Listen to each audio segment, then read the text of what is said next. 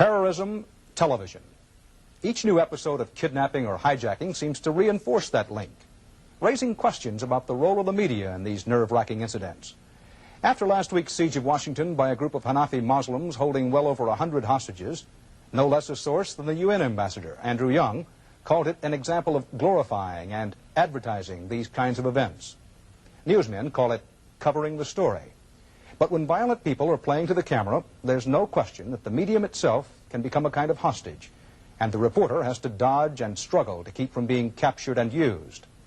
That was the spot a Washington newsman named Max Robinson found himself in last week. As anchorman at television station WTOP, he was in the middle of that story that held the country's attention.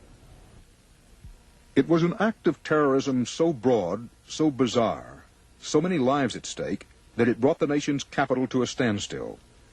After the murder of one man and the wounding of many others, the terrorists held 3 buildings and 134 hostages at gunpoint. Police vainly tried to set up some channel of communication with them. But this is an age of media consciousness, of politics by public terror, and the terrorists insisted on an audience for their negotiations. The only channel they would accept was the media. The man they wanted to communicate through was Max Robinson. For the last 2 years, the face and voice of WTOP's 6 and 11 p.m. newscasts, the broadcasts with the biggest local audience. The terrorists established a telephone dialogue with Robinson, who was the first to broadcast their demands. Among other things, that a new movie about the Prophet Muhammad be banned, because they found it offensive. But once the film is removed from this country, once you are asking that those responsible for the deaths or who killed your children be brought to the B'nai B'rith building. And the ones that killed Malcolm. And the ones that killed Malcolm. That's right. I want them. And you're asking for the $750? I want them. And the $750.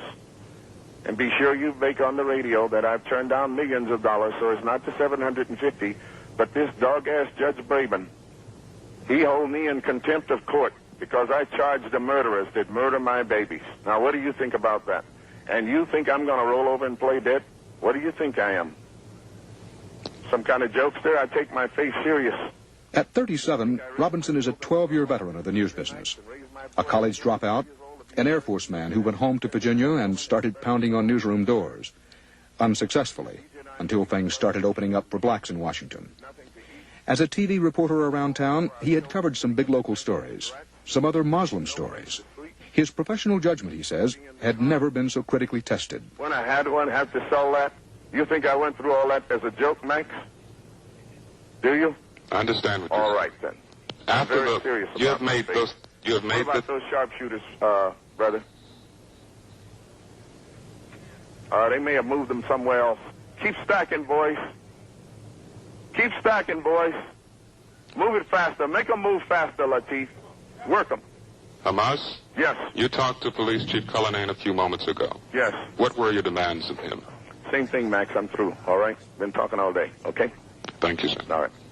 In terms of understanding what you're covering, in terms of the sensitivity of what you're covering, you're talking about emotional sensitivity. It's a little different from sensitivity for facts. You can get the facts.